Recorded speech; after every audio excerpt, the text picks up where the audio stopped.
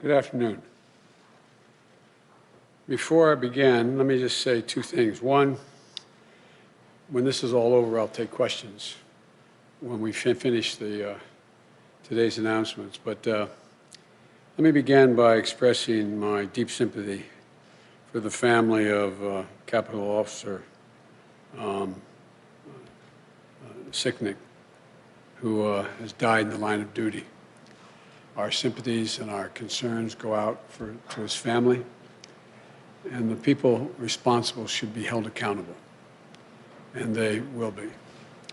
But today I'm pleased to announce the latest members of our economic team. And with their announcement, I'm proud to announce we have finished naming our cabinet, saving the best for last year. 24 outstanding women and men who will get our country moving again, and who are going to restore trust in our government again, and all of whom are ready on day one to do their job. This is a cabinet that I promised you, and I've fulfilled that promise. It looks like America. It taps into the full range of talent we have in our nation, and we have immense talent. It's a historic cabinet. This will be the first cabinet ever that is evenly composed with as many women as men in the cabinet.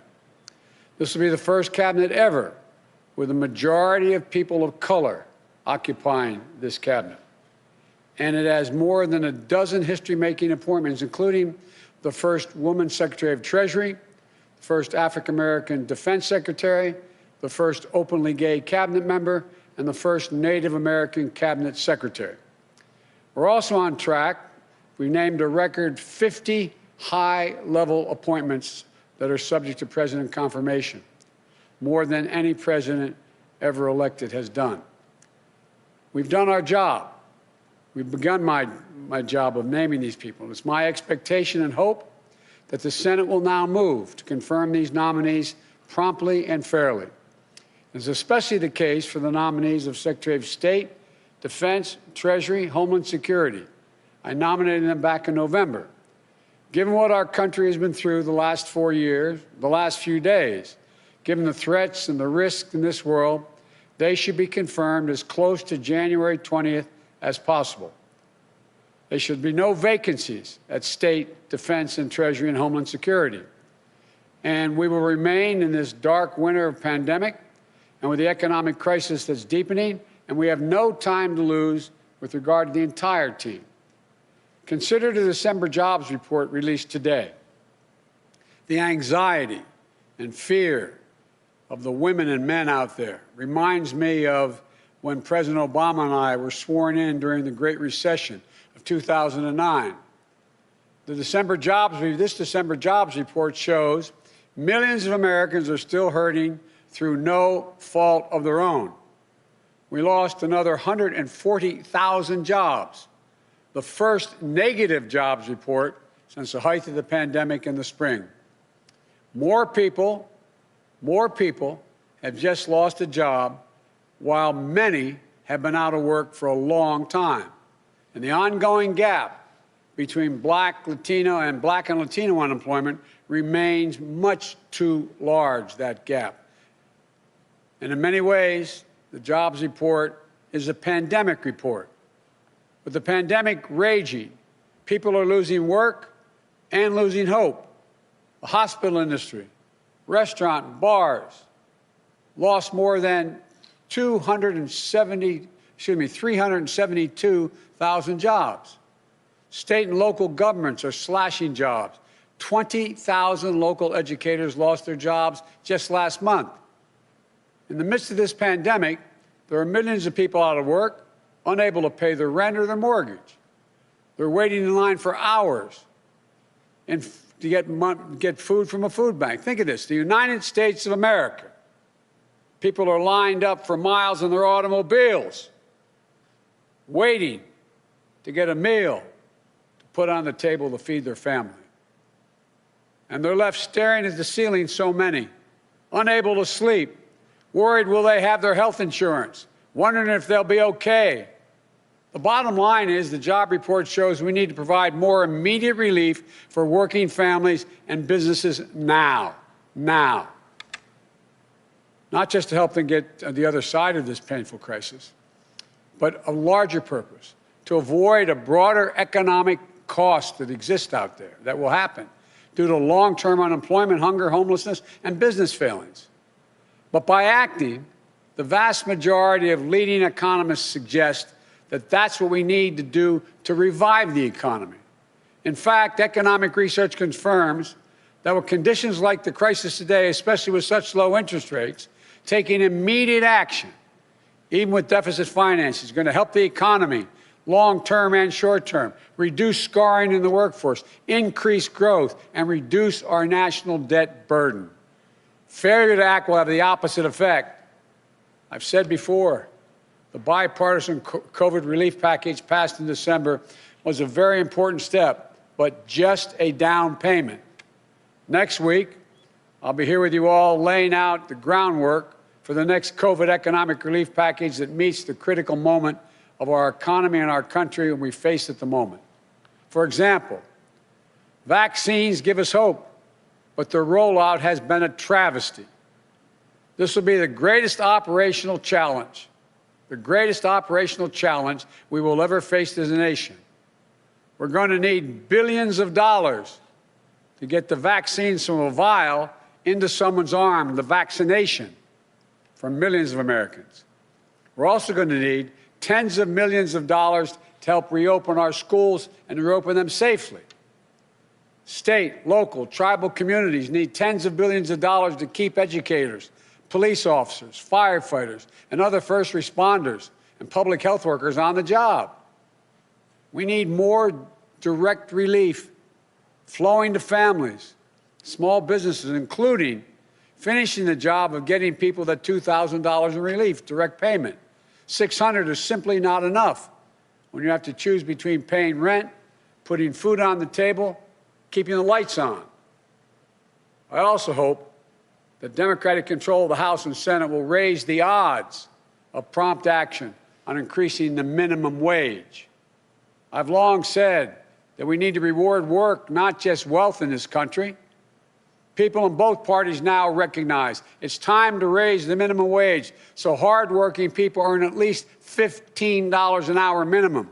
No one should work as millions are doing today, 40 hours a week at a job, and still live below the poverty line. They're entitled to at least a $15 minimum wage per hour.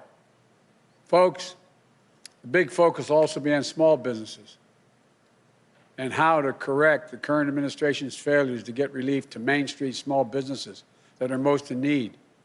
Mom and pop stores are the backbone of the economy. And they're also, as you all know, they're the glue that holds communities together. It holds them together. But today, more than 1 in 4 small businesses are not open. At least 400,000 are closed for good. And as the month goes by, a third of black-owned businesses, and more than a fifth of Latino-owned businesses, and more than a quarter of Native American-owned businesses have less than 1 month in reserves to cover expenses. Previous rounds of economic relief last year helped millions of small businesses stay afloat and keep employees in the payroll. But there were clear problems. Black and brown-owned small businesses had less access to that relief. Mom and pop shops were often the last in line, while big, well-connected businesses jumped in front of the line and got more relief and got it faster. And at every turn, this administration, the Trump administration, has undermined accountability for every tax dollar spent, weakening oversight, firing inspector generals. So it's no surprise an independent watchdog found that tens of thousands of ineligible companies receive relief they should not have, including from fraud and abuse, siphoning off support for their very small businesses that that need it so badly. But the good news is that the relief package passed last month provides additional aid to small business and workers. But as I said from the beginning, the need to make sure that relief and future relief reaches everyone who needs it, we need to do more. These relief dollars will start to flow quickly, potentially while the current administration is still in office. And they may send out money that they won't have any control over.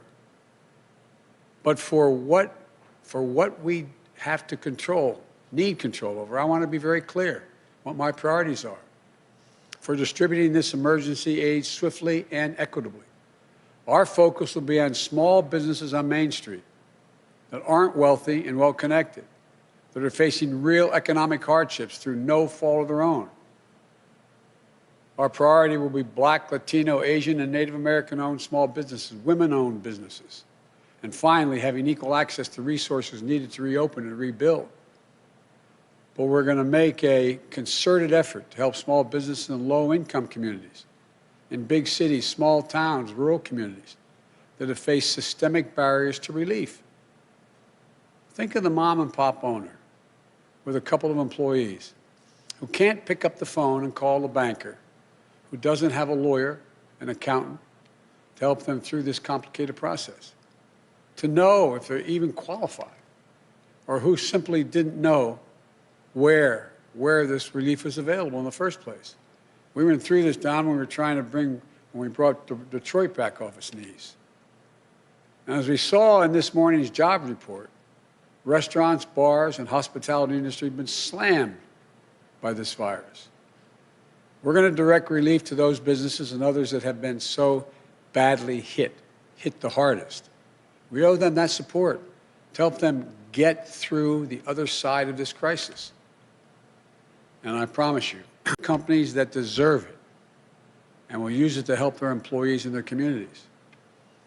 When my president, President Obama, asked me to implement the Recovery Act, along with Don, who helped me a great deal, we invested more than $800 billion in our economy to help recover, rebuild, and less than 2/3 of 1% waste, fraud, or abuse occurred.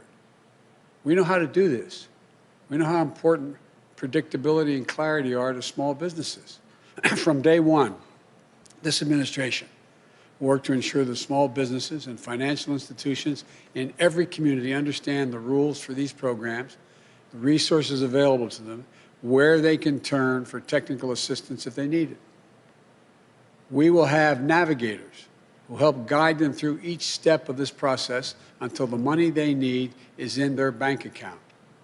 And to the lenders participating in these programs, you should move quickly, without delay, to begin extending relief. But I urge you not to disabuse these funds, not to disperse these funds in the same inequitable way you have in the past. Here's my commitment. In return, we'll make our expectations of you crystal clear, the banks, so that you can quickly and equitably deliver relief to the communities that you serve, unlike what's been happening in many places. The bottom line is we're in the midst of the most unequal economic and jobs crisis in modern history. Congress needs to act as quickly as possible on all the issues I just laid out. That's how we can contain the pandemic, build back better with an economy that works for all Americans. And this is a team that's going to help get that done. For Secretary of Commerce, I nominate Governor Gina Raimondo of Rhode Island, the daughter of a working-class family who knows what it's like when her parents' factory job was shipped overseas. She never took her parents' sacrifices for granted. She always remembers where she came from. She became a successful entrepreneur who created jobs on Main Street and brought businesses back from the edge.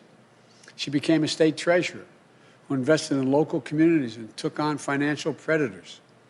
And today, she's one of the most effective, forward-thinking governors in the United States of America, the first woman ever to lead the Ocean State.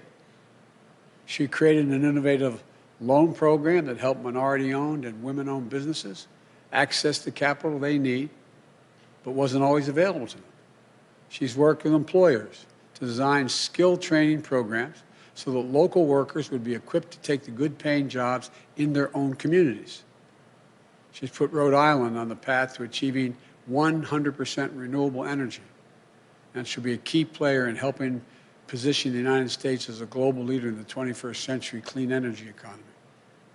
And she knows what her fellow governors, Democrats and Republicans alike, are dealing with on the front lines of the pandemic and economic crisis they're facing, and how we can all partner together as one nation to contain COVID-19 to build back better. I'm honored, Governor, you're willing to join the administration, and we're really looking forward to working with you. For Secretary of Labor, I nominate a good friend and a stand-up guy, Marty Walsh of Boston, son of Irish immigrants. From his only downside, they're not from Mayo, they're from Galway. From Galway, moved to Boston. Marty was born and raised in Dorchester. I know him, tough as nails. Diagnosed with cancer at age 7, beat it at age 11. Joined the laborers union, 223 at age 21. Elected to the state legislature, became union president and graduated from college at age 42. He's now in his second term as a successful mayor of the iconic American city of Boston, who always puts working people first, fighting for a $15 minimum wage, paid family leave, providing frontline workers with emergency child care and protective equipment they need. Marty understands, like I do, that the middle class built this country, and unions built the middle class. He sees how union workers have been holding this country together during this crisis. Healthcare workers, keeping our hospitals safe, clean, and effective, and efficient, I might add. Public service workers, fighting against budget shortfalls to keep communities afloat. Port workers, car haulers, warehouse workers, folks keeping our air and rail systems running. They're literally what's keeping us going. And they deserve a Secretary of Labor who knows how to build their power as workers, who knows that when I say our future will be made in America, it will be a future built by American workers, a future with historic investments in infrastructure, clean energy, manufacturing, and so much more that's going to create millions of good-paying jobs. Marty knows worker power means not just protecting the right to unionize, but encouraging unionization and collective bargaining. The Fair Labor Standards Act, way back, didn't just say you can have unions. It said the government should encourage the formation of unions. It also means protecting pensions, ensuring workers' safety, increasing the minimum wage, ensuring workers are paid for the overtime they've earned, like we fought for in the Obama-Biden administration, but this administration has weakened. Making sure that we have a trade policy where for every decision we make, unions are at the table, focused on winning good jobs for American workers. This is one of the most important departments to me. I trust Mayor Walsh, and I'm honored he accepted. But I also want to say I did give serious consideration on nominating my friend Bernie Sanders to this position. I'm confident he could have done a fantastic job. I can think of no more passionate, devoted ally to working people in this country. But after Tuesday's results in Georgia, giving Democratic control to the United States Senate and a tie vote, Bernie and I agreed. As a matter of fact, Bernie said we can't put control of the Senate at risk on the outcome of a special election in Vermont. And he agreed we couldn't take that chance. We also discussed how we'd work together, travel the country together, helping Marty, meeting with working men and women who feel forgotten and left behind in this economy. We agreed that we'll work closely on our shared agenda of increasing worker power and to protect the dignity of work for all working people. I want to thank Bernie for his continued friendship and leadership. I look forward to us working together along with Marty, and he thinks I made a good choice. For Administrator of the Small Business Administration, I nominate Isabel Guzman. Isabel grew up in California, working alongside her dad in a small veterinary business that he built. She devoted an early understanding and developed an early understanding of what small business means to their employees and to the neighborhood they support and to the families whose dreams they represent. She dedicated her career to creating jobs, to supporting entrepreneurs, as a senior official on the Obama-Biden Small Business Administration. As director of California's Office of Small Business and a small business advocate, she worked tirelessly to ensure that everyone with an entrepreneurial spark had a fair and equal shot at getting off the ground and succeeding. The Biden-Harris administration will be locked in on helping small businesses recover, rebuild, and remain the engines of our economic strength. And as head of the SBA, Isabel will be leading a critical mission, not only to rescue small business in crisis, but to provide the capital to entrepreneurs across the country so they can innovate, create jobs, and help lead us into recovery. I'm grateful that she accepted the call to serve in Washington. For Deputy Commerce Secretary, I nominate, and I have to admit to you, a good, loyal, and great friend, Don Graves. Don is a long-time and trusted advisor. He was there at the Treasury Department during the depths of the Great Recession, helping small businesses weather the storm and stay afloat. When President Obama asked me to lead the effort to get Detroit out of bankruptcy and off its back and on its feet again, he said I could take anyone in the administration on my team to do it full time. So I went to the Treasury Department. I tasked Don to come over and work for me and work on it full time. It was the best decision I ever made in that effort. I'm not sure how he thinks about that, but I think it was the best decision I've ever made. And did a great job working with city officials, state officials, on its road to recovery. And by the way, it's the little things. It's getting to know what's happening on the ground. Remember how we went through the issue about the number of buses and lights, street lights and the like. It gets down to the nitty-gritty of what has to be done.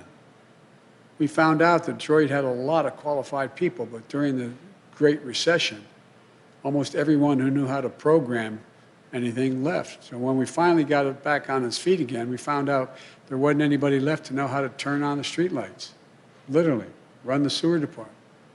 So we went out and we got an outfit to come in, and we said, find us some high-tech people. They came back, what was it, 53, 55 people. They all happened to be women. Most were minority.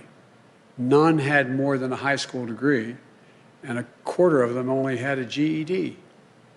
And I remember even our very liberal friends, we told them we were doing this, they said, oh, I'm not going to do this. Well, guess what?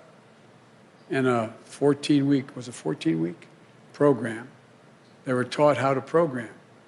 They were taught how to do it all. They ended up putting the city back on its feet. Every one of them left after that time because we went to the graduation. The lowest starting salary, if my recollection is correct, was $49,000.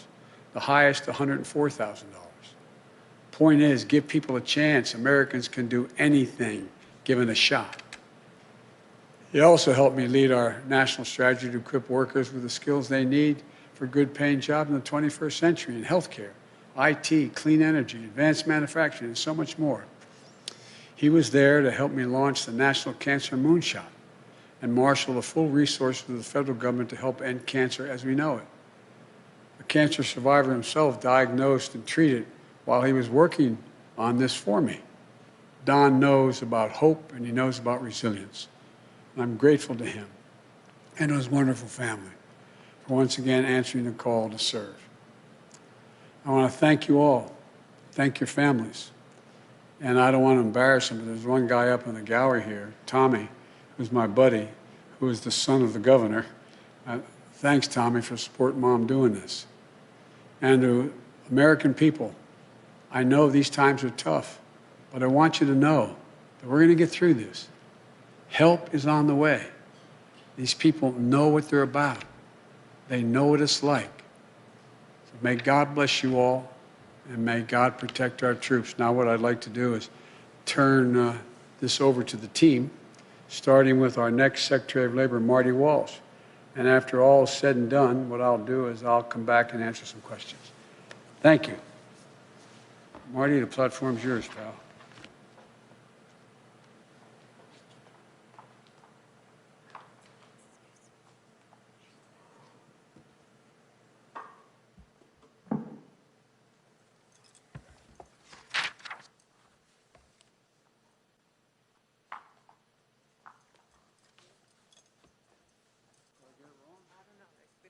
Governor.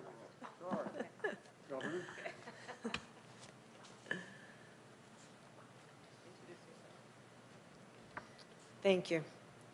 Good afternoon. Good afternoon.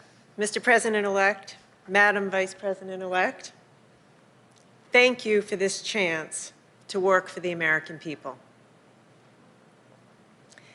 I want to begin by thanking my amazing family, my wonderful husband, Andy, my daughter, Cece, my son, Tommy, who's here in the balcony. Thank you for your endless love and support. We'll do this as a family. The mission of the Commerce Department is a very simple one: to help spur good-paying jobs, to empower entrepreneurs to innovate and grow, to come together with working families and American businesses to create new opportunities for all of us.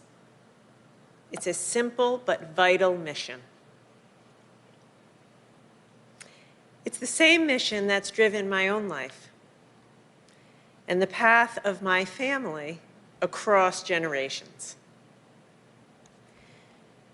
My grandfather was 14 years old when he came to this country. He got on a boat by himself at 14 years old from Italy. He came to America in search of new possibilities. He taught himself English late at night in the Providence Public Library. The library was open late at night. He started a family, and the first chapter of our family's new American story. And my father was the son of another Italian immigrant, a butcher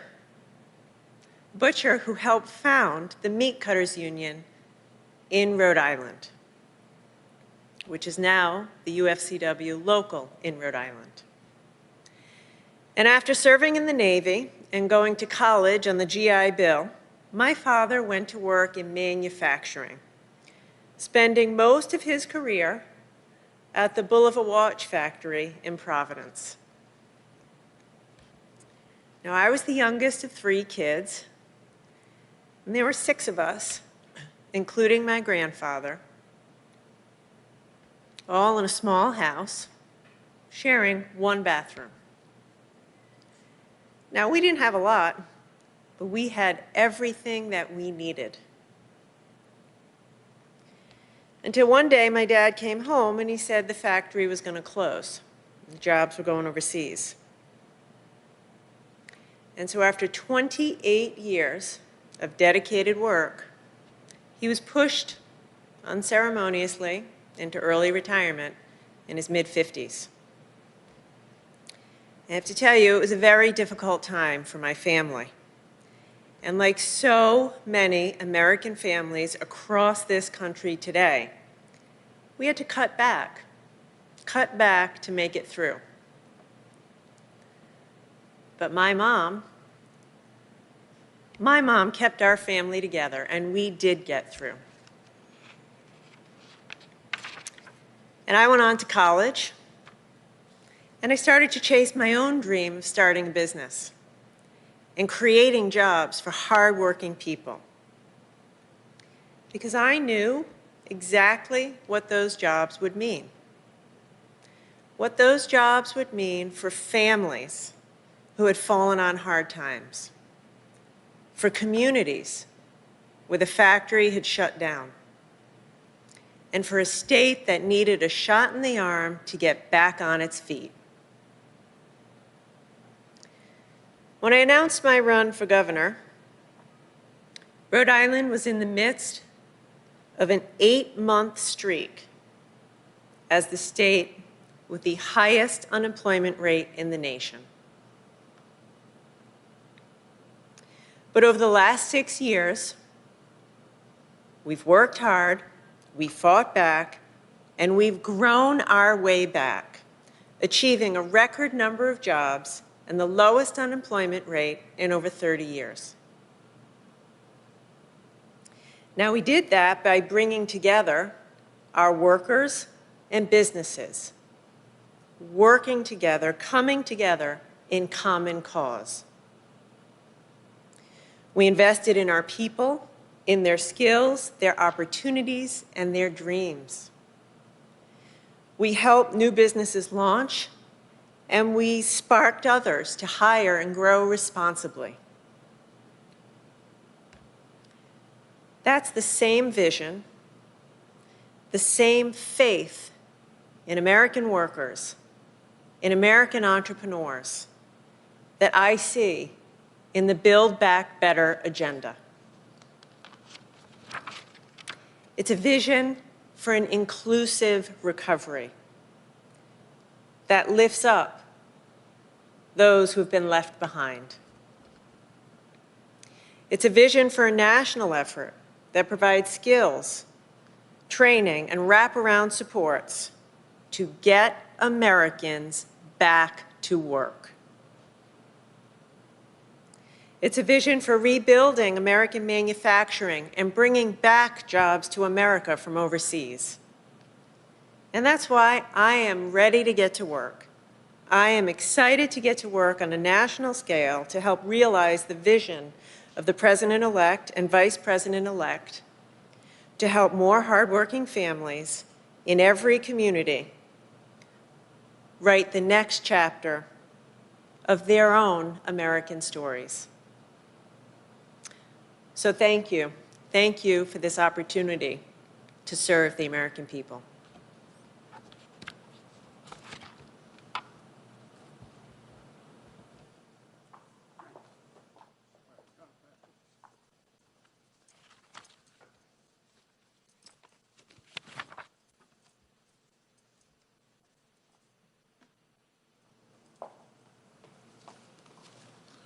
Thank you, Governor Raimondo, and I look forward to working with you in my role as well. Mr. President-elect, Madam President, Vice President-elect, I want to thank you for the opportunity to serve the American people. The word labor means everything to me. As you mentioned earlier, Mr. President-elect, my mother and father came to this country as immigrants from Galway, which is in Ireland, but from a part of Galway called Connemara. They brought with them their willing hands, their honest hearts, and hopes for the American dream. But all they needed, because my father joined the laborers union in Boston, was that opportunity. And that's why my parents were able to raise my brother, John, and myself with dignity and security in the multi-ethnic, multi-racial, working-class neighborhood of Dorchester in the city of Boston. I followed my father into that union. I learned what it took to turn an honest day's work into an honest day's pay. I saw what fighting for good jobs, good benefits, a safe workplace does for the lives of hardworking men and women and their families. And I fought for working people every single day of my life since then. Today, we're at a crossroads in America.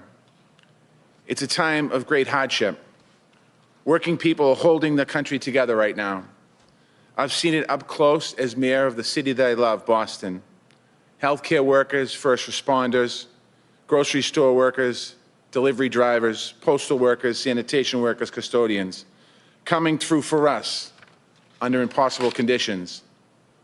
But this isn't just because of the COVID crisis or the economic crisis that threatens their well-being.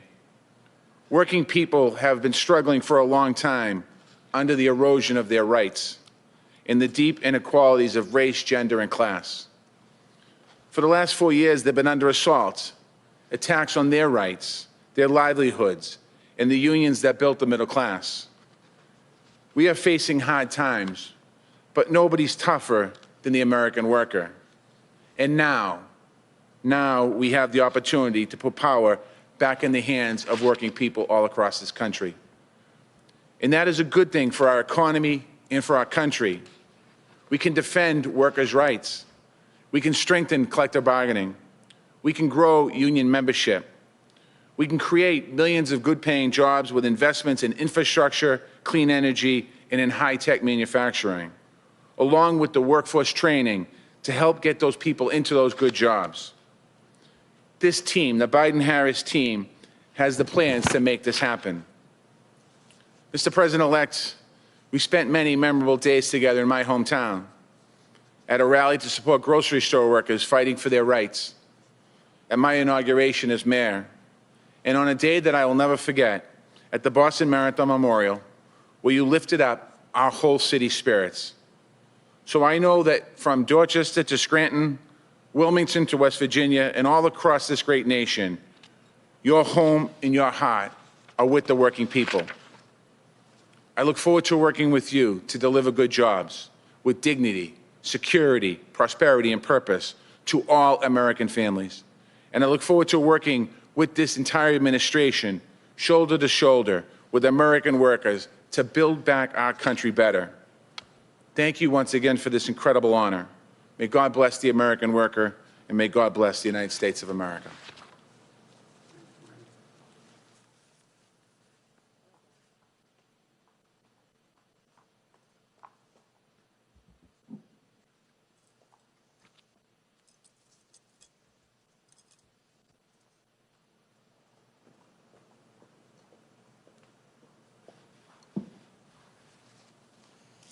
Good afternoon. Mr. President-elect, Madam Vice President-elect, I am honored and truly thankful for this opportunity to serve America's small businesses. Together with you and the exceptional and diverse team you're assembling, I am eager to build our economy back better in every community. The small business experience is personal to me. I grew up in an entrepreneurial family. My father started his first veterinary hospital when I was 1 year old, and I recall early childhood memories of tagging along with him to the hospitals to check on the animals under his care. As I grew older, I worked alongside my dad at the family business and witnessed his dedication to his clients, his employees, and the community. I saw him spending endless hours wearing multiple hats, tirelessly working to learn more and grow the business. Those memories have defined my career and really inspired my work, still today.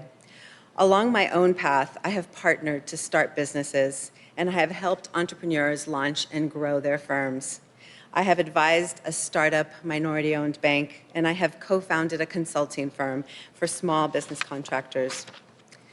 At the U.S. Small Business Administration, I was honored to help make a difference on a national scale. I formed a deep passion for the SBA's work, providing loans, investments, contracts, and counseling to help entrepreneurs start and grow and spur job creation. Today, as California's small business advocate, I support the small businesses and innovative startups of the 5th largest economy in the world, focusing on ensuring the economy works for everyone, as that's how we thrive together. Now, I'm honored to return to the SBA at a crossroads moment for small businesses, the dreams they embody, the people they lift up, and the communities they serve. So many small businesses across the country have been devastated by the pandemic and economic crisis. A disproportionate impact has fallen, as it often does, on our businesses owned by people of color.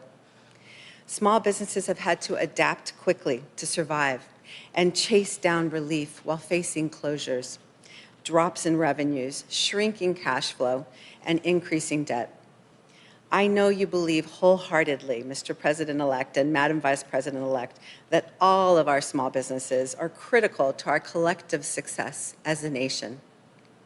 Their American dreams fuel our economy, bring new ideas to transform our lives for the better, and enliven every main street in America. And now more than ever, our small businesses need us. I share your commitment to help strengthen the many small business owners who have seen their dreams and their livelihoods impacted by COVID-19, and to create opportunities and instill greater equity in all of the new startups that will lead us to recovery. I am excited to get to work with the incredible mission-driven civil servants at the SBA to help America's small business owners build better futures for their families and their communities. And I am grateful for this opportunity to serve. Thank you so much.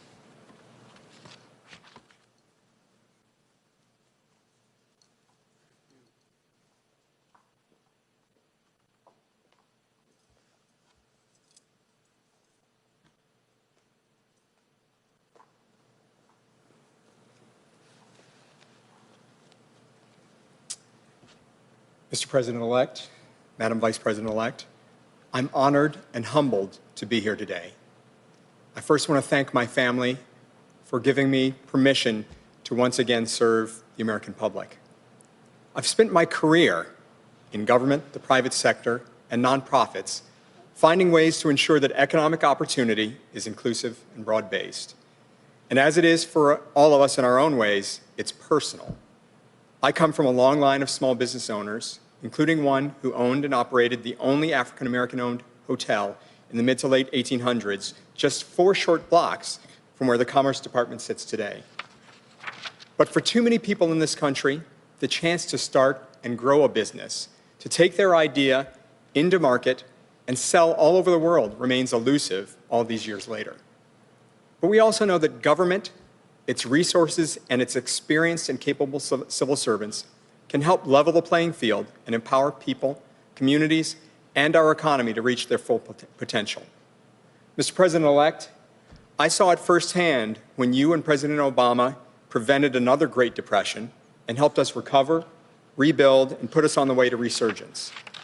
I saw it in Detroit, where we were able to provide the partnership to help residents, businesses, and leaders get their city back on the feet again. And as we traveled the country, meeting with local leaders, labor unions, business leaders, and educators, I saw how you brought people together to ensure American workers were equipped and matched with the skills for jobs in their own communities that also strengthened the economic competitiveness of our nation. Above all, you showed me how to do it the right way, to understand that service isn't about those who serve, but the people we serve. To spend the extra time to really understand what they're going through, and to know they aren't looking for us to solve everything, but to understand and help make their lives better. I felt that most through the Cancer Moonshot you launched, deeply personal to both our families. And that gave the American people a renewed sense of hope in what we can do as a nation. With Governor Raimondo, Mayor Walsh, Isabel, and the entire economic team, we will govern by that high standard that you and the Vice President-elect continue to show, to revive the economy through the pandemic and build it back better, to advance racial equity across the board and to meet the existential threat of climate change with American jobs and ingenuity. With your leadership, I know this administration will provide the American people the support they need to thrive and the opportunity to turn their hopes into lives of dignity and the respect they deserve. Thank you again for the opportunity to serve.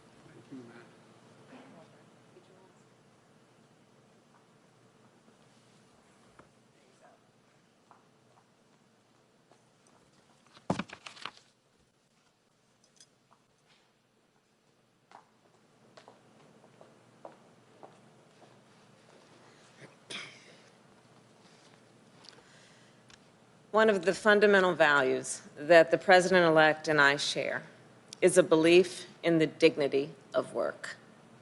We both understand that a job is so much more than just a paycheck. It's about dignity and respect. Joe learned that lesson from his father, and I learned it from my mother. My mother taught me, in her words and in her actions, that no matter how you earn a living, whether you're a caregiver or a truck driver, a grocery store clerk, or a small business owner, every job has inherent value and worth. And every worker, everywhere, has a right to earn a living wage, work in safe and healthy conditions, and pursue a better life for themselves and their family. We also know that right now, the dignity of an honest day's work and the financial stability of a steady income are out of reach for millions of Americans. The December jobs report makes that very clear. Food banks, as the President-elect has said, are being strained, trying to feed people who've had to worry for the first time in their lives about where they can find their next meal. Essential workers, like the nurses Joe and I called over the holidays, continue to risk their own health and the health of their families for all of us. Small business owners From restaurants to barbershops to dry cleaners, they're hurting.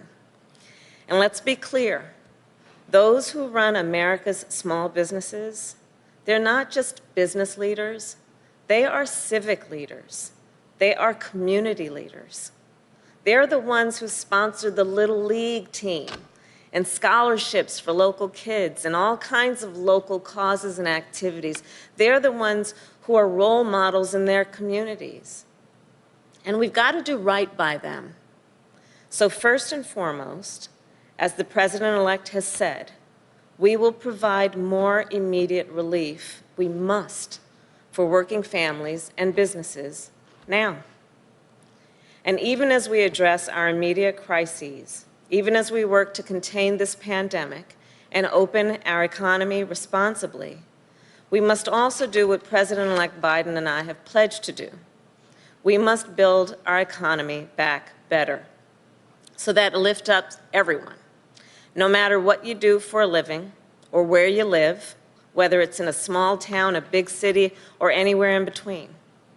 And that means providing access to capital for small business owners, the economic engines of our neighborhoods, so that they can create the jobs that are in our communities and help our communities thrive. It means making sure we're equipping workers with the skills they need for the jobs of the future, and making sure our entrepreneurs and businesses continue to out-innovate and out-compete the rest of the world. And it means protecting and expanding workers' rights by fighting for a higher minimum wage and paid leave, safe and healthy workplaces, and stronger unions. From working with unions as San Francisco's district attorney to helping author the Domestic Workers' Bill of Rights in the United States Senate, I can tell you from personal experience that whether it's the apprenticeships of the building trades or the caregiving skills of home health care workers, this is some of the most important work being done in our country. The President-elect and I know that, and so does this team we are announcing today. These are leaders, and I've worked with many of them, who together with the rest of our economic team will help create millions of good-paying union jobs and build an economy that is stronger and fairer for working people. They are seasoned public servants with track records of not only standing up for workers and unions, but creating and spurring innovation and creating opportunities for small business owners. And like President-elect Biden and I, they will fight to honor the dignity of work. The President-elect and I share a vision of America where opportunity is within reach for all the people, where everyone can see a better and a brighter future for themselves and for their children.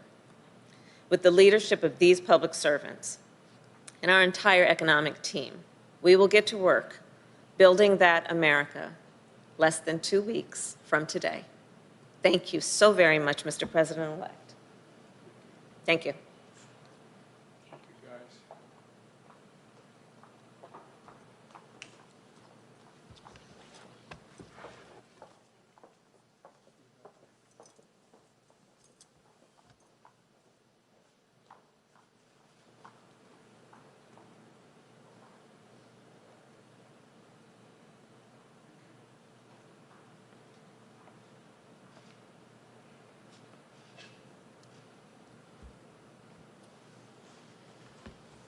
Well, folks, let me take some of your questions. We'll have chances again this week to do it. But let me yield, and you tell me who we're talking to.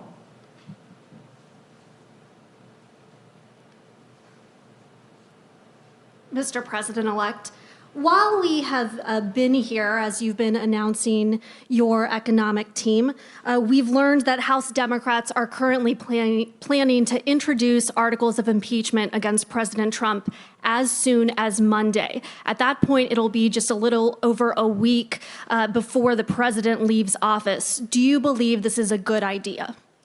Look, I've thought for a long, long time that President Trump wasn't fit to hold the job. That's why I ran. And my job now, in 12 days, God willing, I'll be President of the United States of America. And I'm focused on the urgency of 3 immediate concerns.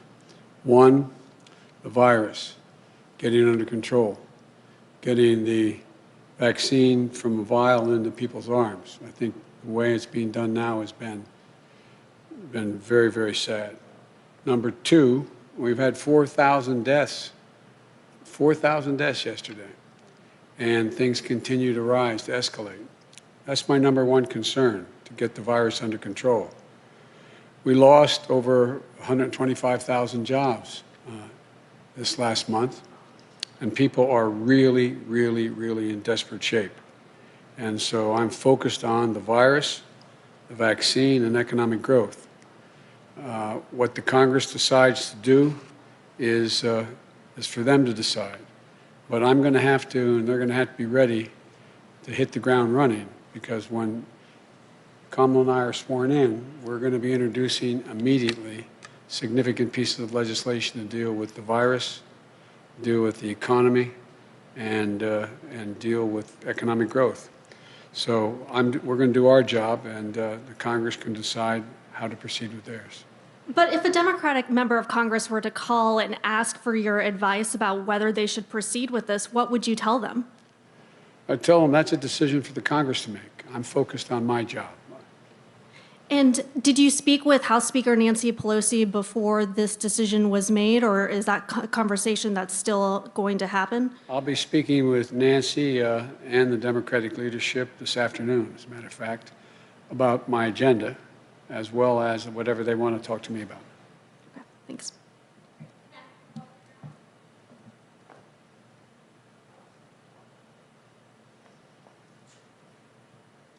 Thanks, Mr. President-elect.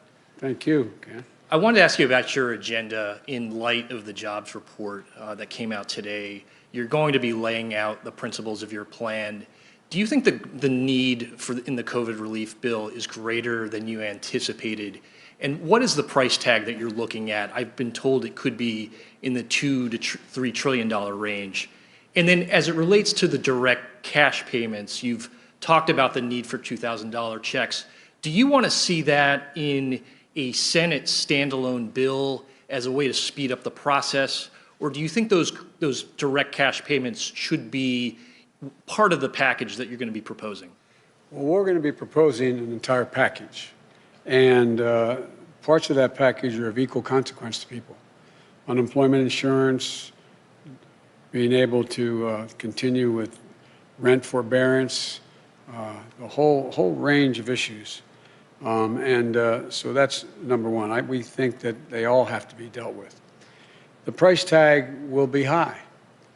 But as I said, made scant reference to in my opening comments, the overwhelming consensus among the leading economists, left, right, and center, is that in order to keep the economy from collapsing this year and getting much, much worse, we should be investing significant amounts of money right now to grow the economy.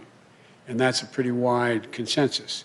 And as you know, Moody's had done an analysis of what I originally had been talking about and said that it was necessary to keep the economy from going down.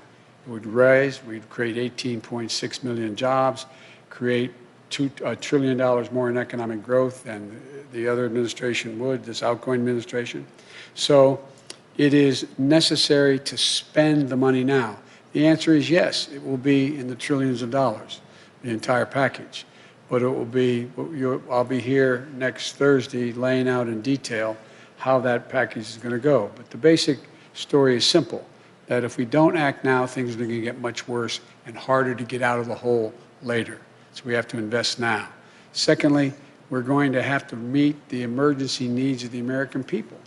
I mean, literally, I know you know this, Ken, that people are having trouble just putting food on the table, just having to keep the payment of their car, maybe being able to turn the lights on. There's a dire, dire need to act now, purely out of what is a humanitarian need here at home.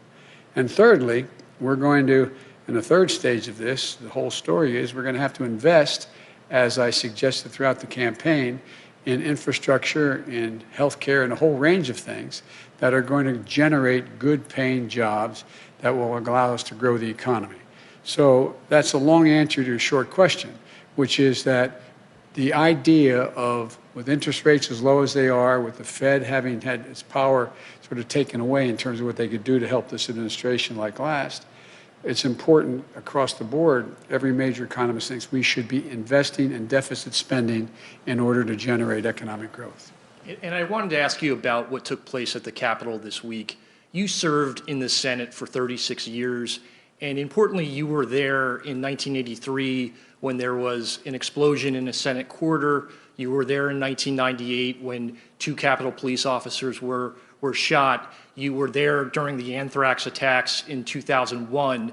What kind of an investigation needs to take place, and what steps need to take place to improve the security of the Capitol? And then secondly, how do you think the people who were involved in the storming of the Capitol, how should they be treated by your Justice Department? Should they be treated as domestic terrorists? Yes, they should be treated as they're a bunch of thugs, insurrectionists, white supremacists, anti-Semites.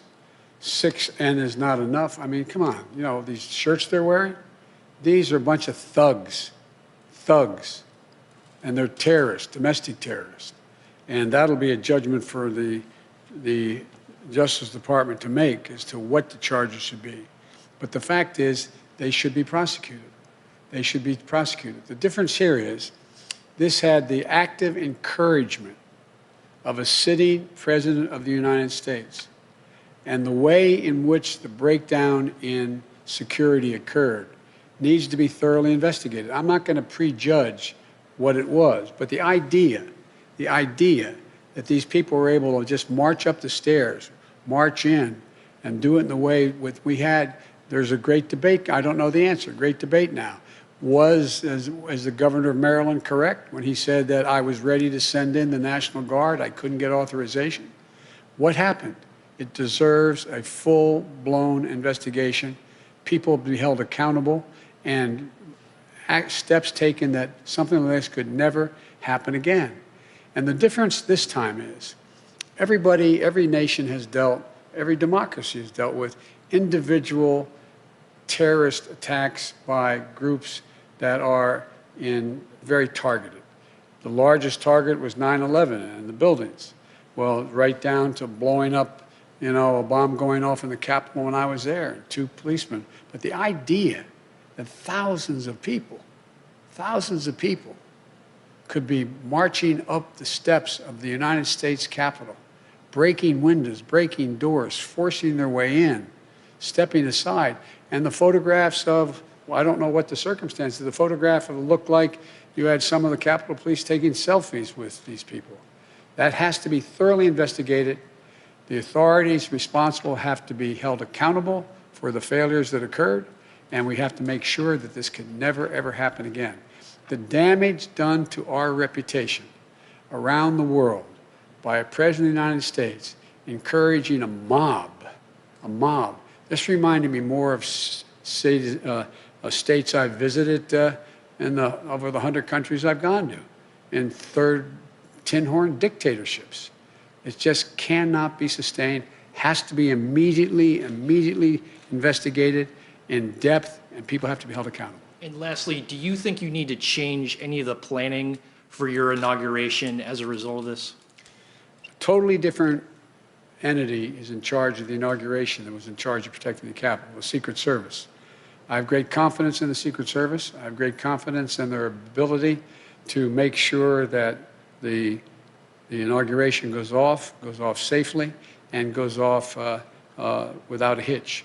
So so I have confidence in what is in the planning that's been underway before this and continues with the Secret Service as the lead agency. Thank you. Thank you.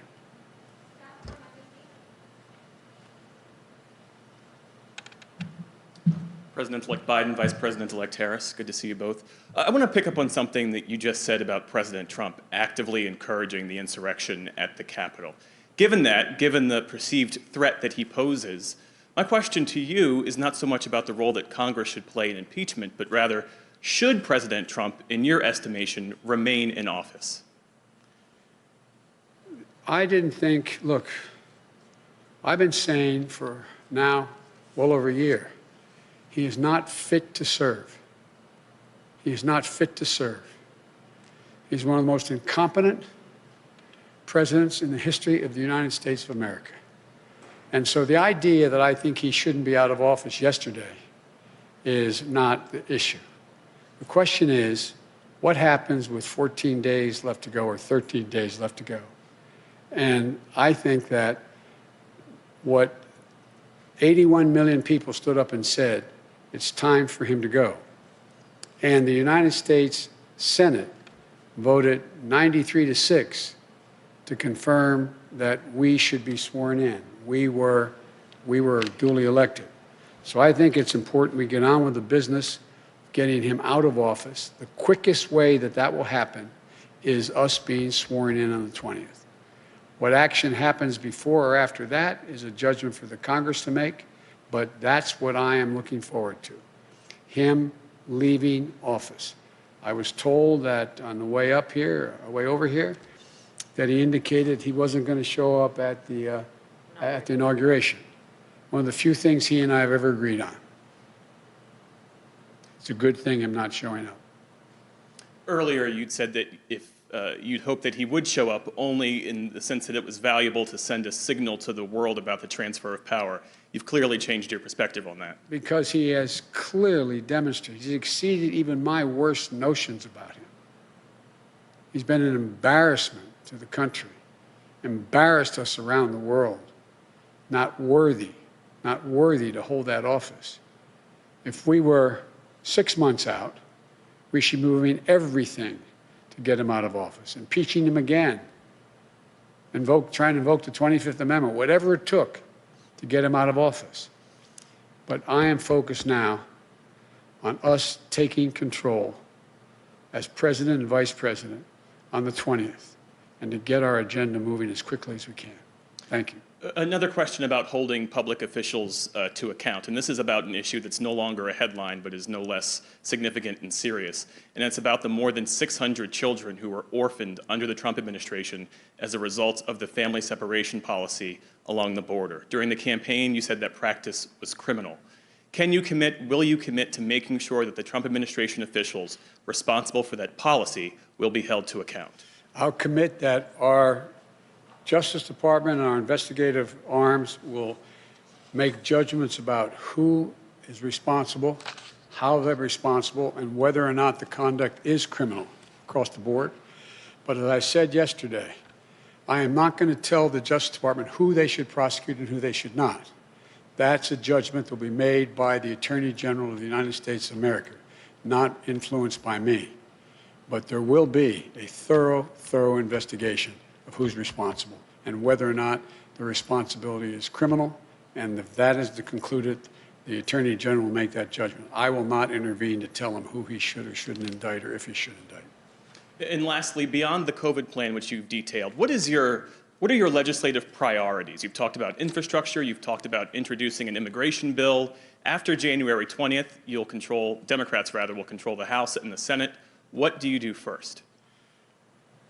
Three different issues there in that same question.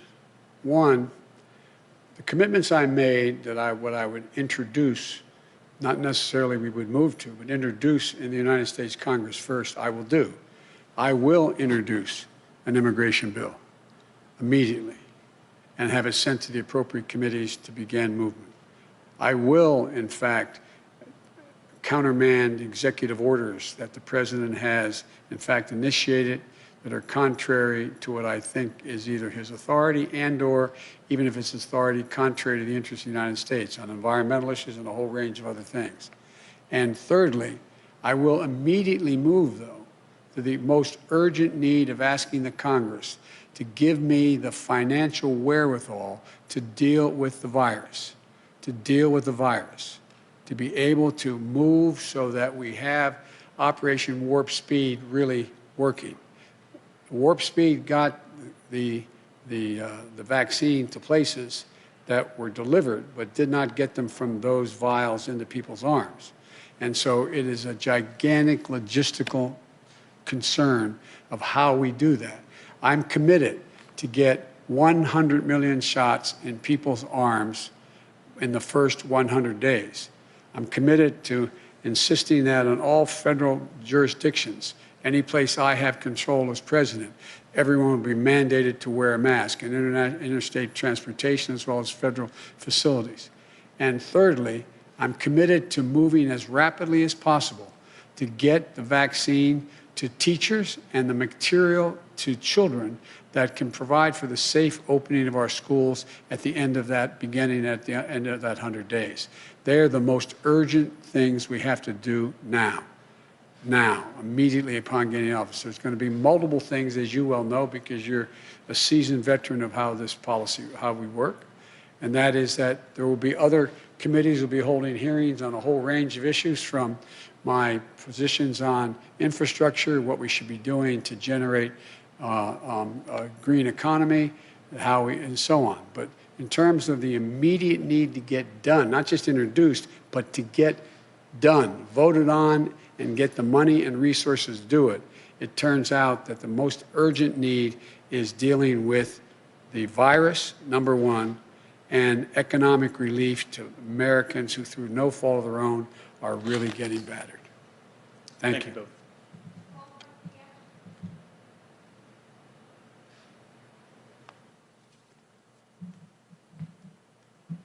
Thank you, Mr. President-elect and Madam Vice President-elect. I want to follow up with respect to what you just said about the inauguration and that it's a good thing that the president is not coming. But what about the Vice President, Mike Pence? He's welcome.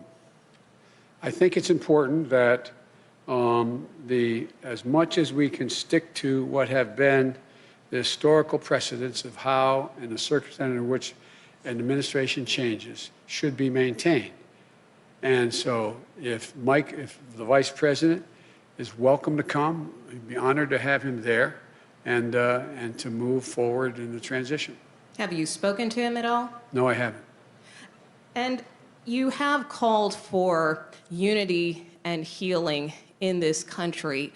But after the events of Wednesday, does that make your job easier or harder? I think it makes my job easier, quite frankly. I've had a number of my Republican colleagues, former colleagues, I used to serve in the Senate for a long time, call me. Many of them are as outraged and disappointed and embarrassed and mortified by the president's conduct as I am and Democrats are. And I think I have said from the beginning, and I have not changed my view, my overarching objective is to unify this country. We must unify the country. And I think that you've heard me say this before, and I apologize for repeating myself, but understandably the questions are repetitive and good. I mean, I'm not being critical of the question. And that is that there's two ways people are inspired: by inspirational leaders and by terrible leaders. By terrible leaders. What this president has done is rip the Band-Aid all the way off to let the country know who he is and what he's about and how thoroughly unfit for office he is. And you see already a number of Republicans. I was so proud.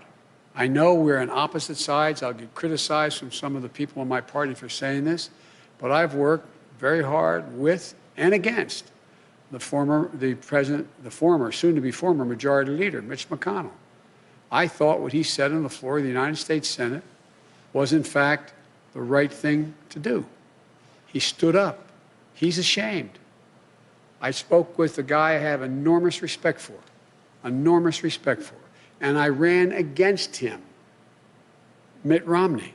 I spoke to Mitt this morning again. This is a man of enormous integrity, who lives his faith. There are so many more, but there's others who should be ashamed of themselves. But they make up a minority of the Republican Party. This isn't about Republican, Democrat anymore. This is about people who understand what this country's about and the things we have to agree on and move together on. I just think that if you look at it, speaking to some of my Republican colleagues, and I've spoken to a number of them over the last month since we've been elected, through recently as the day in which this god-awful debacle was taking place up on the Hill. And I think they understand that they're going to have to, we need a Republican Party. We need an opposition that's principled and strong. And I think you're going to see them going through this idea of what constitutes a Republican Party. And to hear some of my colleagues, Republican colleagues, talk about how shameful it is of the way Ted Cruz and others are dealing with this, how they're responsible as well for what happened. Do you think some of them should resign? Should Senator Cruz or Senator Hawley resign? I think they should be just flat beaten the next time they run. I think the American public has a real good, clear look at who they are. They're part of the big lie. The big lie. I was being reminded by a friend of mine, and maybe you were with me, I can't recall, when we were told that, you know, Goebbels and the great lie, you keep repeating the lie, repeating the lie. Well, there was a print that when Dresden was bombed, firebombed, there were 250 people that were killed, or was it 2,500 people were killed?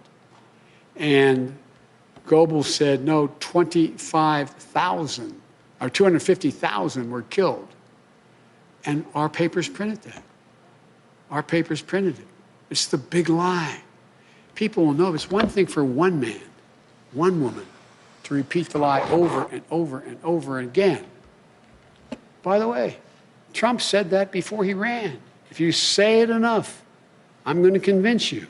I'll say it enough. The press is bad, the press is bad, the press is bad, the press is bad. If he's the only one saying it, that's one thing. But the acolytes that follow him, like Cruz and others, they are as responsible as he is. And so it's not about whether or not they get impeached. It's about whether or not they can continue to hold power because of the disgust the American people have for their actions. There are decent people out there who actually believe these lies because they've heard it again and again. I was with a friend of mine who's a medical doctor telling me that his neighbor said to him, he lives in another state, his neighbor's a good person, said, but you know, doc, this is true. There's a lot of chicanery that went on in this election. He said, tell me what? Well, I just know there was. They say it is. They say it is. This is a human condition. You say it and say it and say it and say it. The degree to which it becomes corrosive is in direct proportion to the number of people who say it. And so it's interesting to me, and I was pleased to hear some of the more prominent Republicans say to me that the Ted Cruzes of the world are as responsible in terms of people believing the lies as, not as responsible, but similarly responsible like Trump. But they didn't say, go to the Capitol, I'll be with you, follow. That's a different story. Thank you. Thank you. Thank you all very, very much. Appreciate it. Thank you.